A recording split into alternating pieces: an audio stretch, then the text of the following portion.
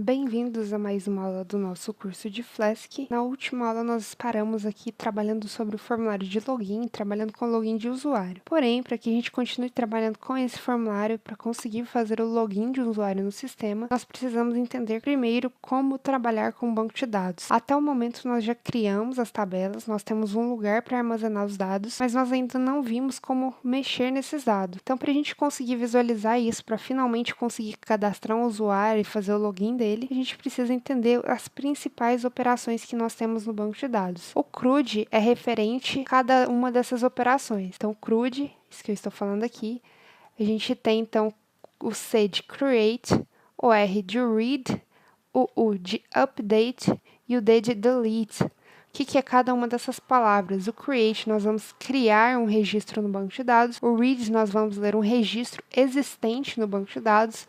Update é atualizar um registro existente também no banco de dados.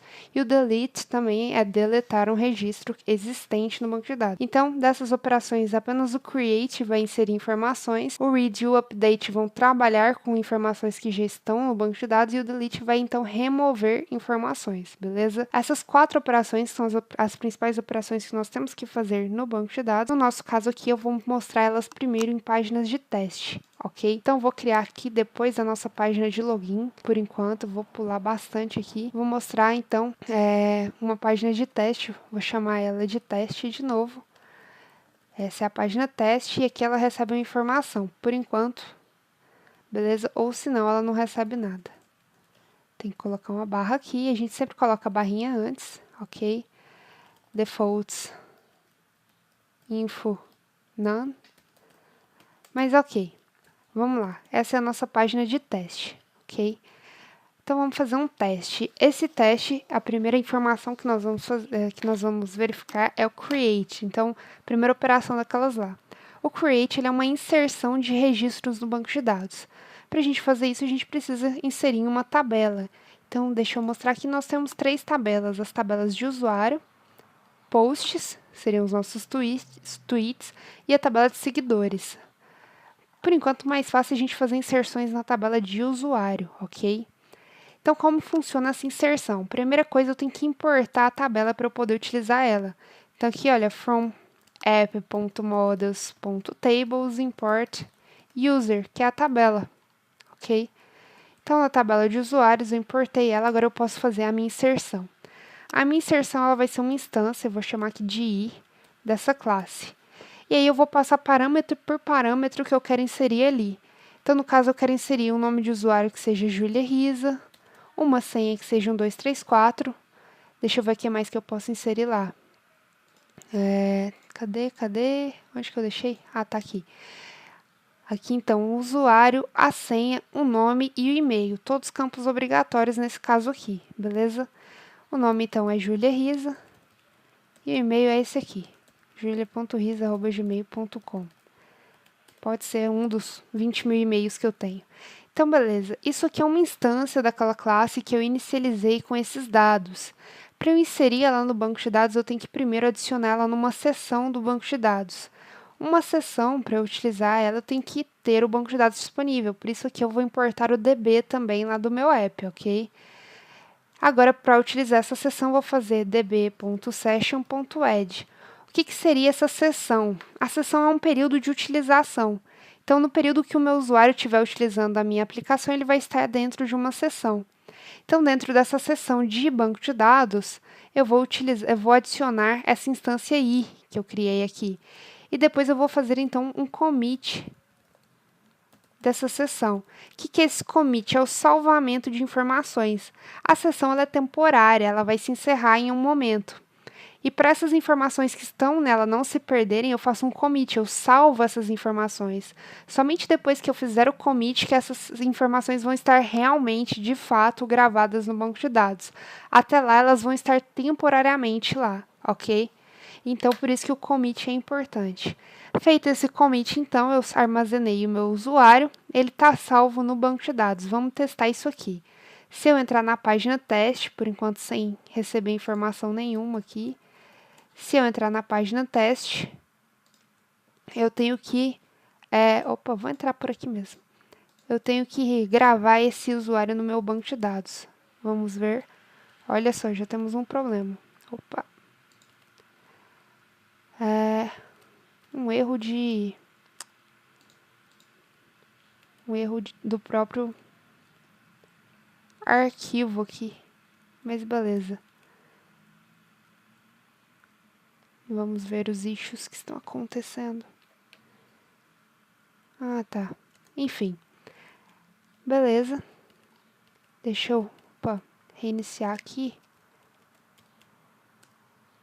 Vamos ver se esse erro volta a acontecer. É que eu tinha quebrado linha demais. Ah, ok. Ele não encontrou a minha tabela de usuários. Bem que eu suspeitei daquela vez que o meu banco de dados não tinha sido criado. Vamos lá.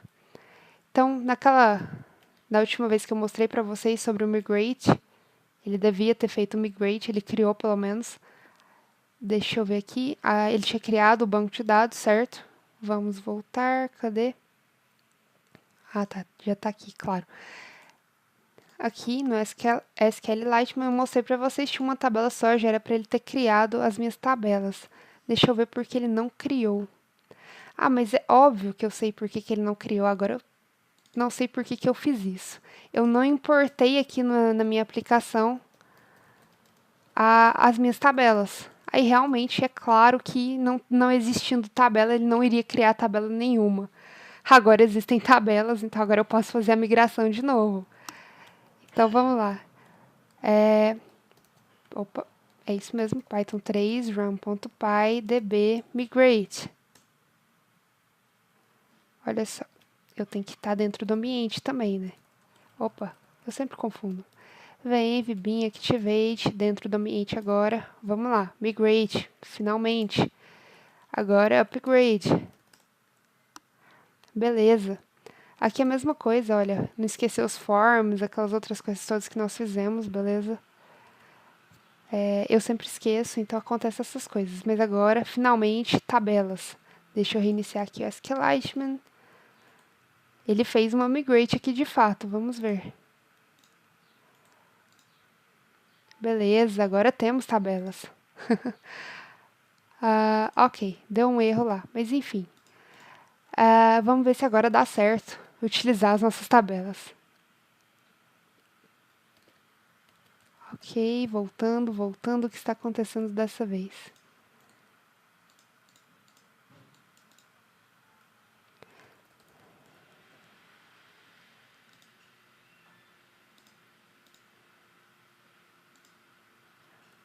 Aparentemente, meu arquivo de banco de dados ficou louco.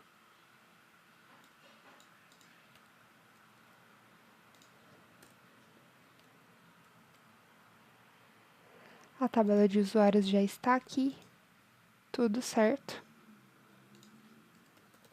Isso aqui que eu estou digitando é SQL. Ok, executou. Então, teoricamente, meu banco de dados está funcionando. Vamos tentar reiniciar aqui. Opa, reiniciar de cá.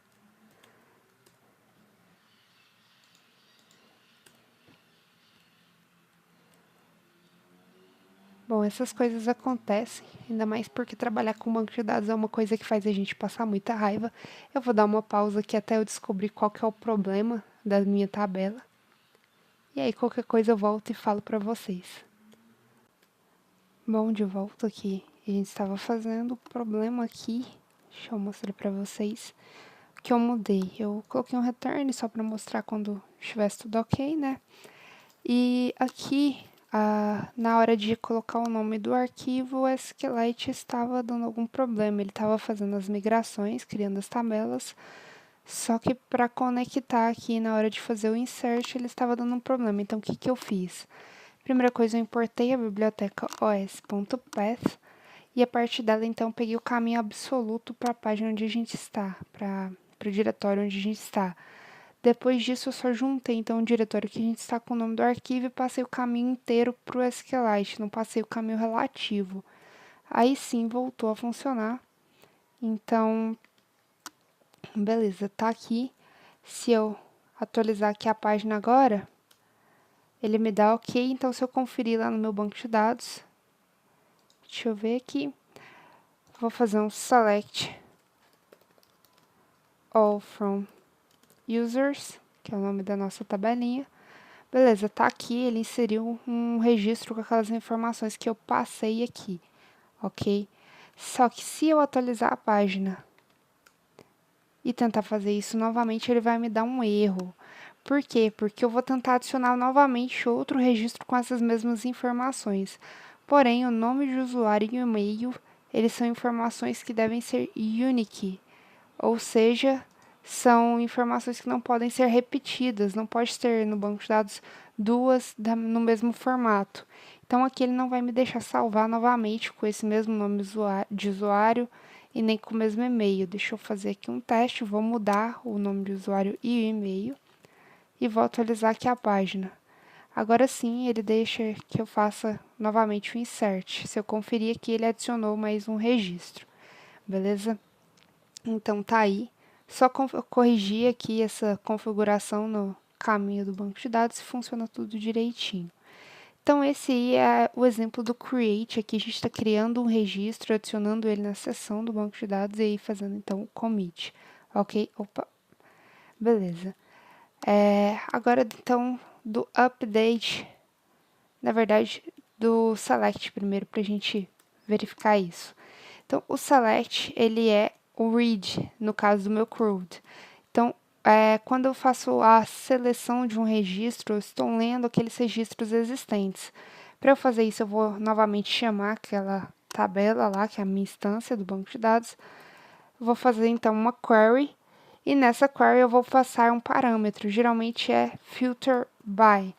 O que é isso? Eu estou selecionando aqui, essa query seria o meu select, eu estou selecionando todos os registros filtrados por algum campo. No meu caso aqui, pode ser o campo, deixa eu ver, user. Opa, deixa eu ver aqui os campos que a gente tem, username, né? Username, e-mail. Então, no meu caso, eu quero username igual a Julia Risa, por exemplo. Quero que ele selecione todos os registros que tiverem esse username. Beleza? E aí eu quero ver, então, esses registros. Deixa eu ver se ele vai listar para mim aqui.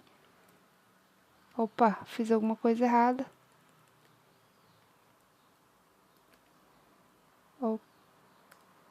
Algo está errado. Um errinho de sintaxe aqui, olha, eu escrevi errado. Quando a gente usa o filter by, a gente não precisa passar o nome da tabela, a gente pode simplesmente filtrar só por username. Só uma confusão aí. Vou executar novamente, beleza. Olha só, vai dar um erro. Vamos ver o que é agora. Tá, ele não vai exibir aqui. Mas beleza. Vou retornar aqui e vou printar pra gente o R. Beleza. E tá aqui, então, ele selecionou um registro aqui pra gente. O que eu tinha falado da representação das nossas tabelas? Quando a gente selecionasse, fizesse uma busca, ele ia utilizar esse formato aqui para representar. Então, aqui eu coloquei user e o username. É esse formato que ele está usando aqui pra gente. Porém, como só tem uma pessoa com um nome de username igual que eu passei, ele vai retornar para mim uma lista com um registro só. Agora, por exemplo, se eu pesquisar por usuários que tenham a senha igual a 1234, seria essa password 1234, que são os dois usuários que eu criei.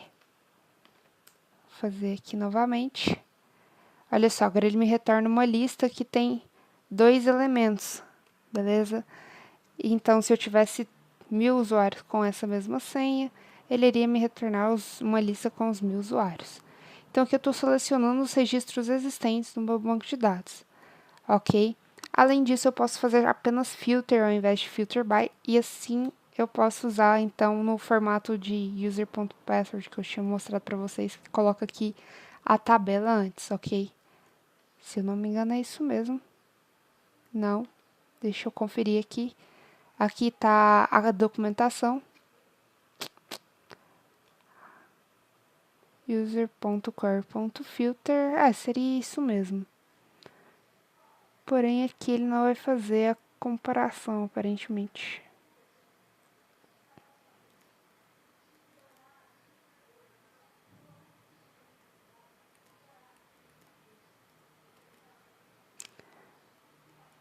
Ele vai fazer isso apenas com os métodos. Ok.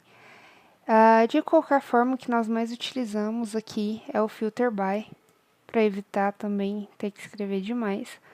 E além disso, quando a gente tiver que selecionar apenas um registro, por exemplo, quando eu coloquei username igual a Julia Risa, e ele me retornou uma lista com um registro só. Opa, tem que executar aqui novamente. Ele tinha parado a execução porque deu um erro. Ok, então quando eu faço essa execução aqui, ele me retorna apenas um registro dentro da lista. Se eu quiser sempre receber apenas um registro, eu posso usar simplesmente aqui o método first, ao invés do método all. E ele vai selecionar para mim direto esse registro único. Ok, aqui dá para ver que ele não está dentro de uma lista mais, é só o registro mesmo. Beleza, mas independente de estar ou não dentro de uma lista, quando eu tenho aqui um registro, eu posso então pegar as informações dele. Então eu posso printar, por exemplo, r.username, r.name. Então eu posso pegar as informações e acessar elas a partir desse formato aqui de objeto, ok? Então vamos novamente para eu printar aqui para vocês. Olha só, ele printou aqui para mim o nome de usuário e o nome também. Então, sempre que eu tiver selecionado um registro, não uma lista deles, tem que ser um registro específico, eu posso acessar os seus componentes dessa forma aqui. Então, essa é a forma de leitura que a gente tem dos registros. A leitura, ela tem várias formas de personalizar aí esse retorno dos registros. Por exemplo, aqui ele está utilizando o método order by, que significa que está organizando os registros por algum critério. Nesse caso aqui parece ser o critério de ordem alfabética do nome de usuário, ok? Um limite, eu posso selecionar no máximo tantos registros, ou quando eu vou fazer também apenas de um único registro, igual eu acabei de fazer aqui para o usuário, eu posso utilizar o método get, porém, esse get só funciona se esse valor que eu passar aqui for o ID. Eu não posso tentar fazer um get passando o nome de usuário, ok? Tem que ser a chave primária, no caso aqui o ID, ok? Então, a gente vai ter várias formas de fazer esse select, de personalizar ele, mas o principal dessa leitura, desse select, é esse que eu mostrei aqui para vocês, que é utilizando o filter by. Para mais informações aí das formas customizáveis, a gente pode olhar aqui na documentação do SQL Alchemy, certinho? Por enquanto, esse é o que interessa para a gente. Além disso, olha, deixa eu mostrar aqui para vocês, na documentação ele vai ter também todos os métodos de CRUD descritos. Então, o insert seria aquela adição que a gente acabou de fazer, o create. O select seria esse querying aqui, query é o termo de pesquisa. E o deleting também de deleção. E aí você pode fazer também o update a partir de um select, certo? Então, quando eu faço, por exemplo, deixa eu manter aqui, a seleção desse registro aqui, eu faço r.name igual a Julia R. Ok? Eu fiz essa modificação, eu posso novamente adicionar esse registro na seção e comitar. Vamos lá. E aí eu vou modificar esse registro. Então, se eu fizer um select aqui novamente, olha só, ele modificou o registro na minha tabela do banco de dados. Então, isso aqui já é o update, ok? Então, o update ele é bem semelhante ao select. Ele vai utilizar uma seleção aqui, uma visualização do registro. A gente vai selecionar o registro. E aí, depois que a gente seleciona o registro, a gente faz o update dele, ou seja, a gente modifica os valores que a gente pretende modificar e faz novamente o add e o commit, igual a gente tinha feito na criação, beleza?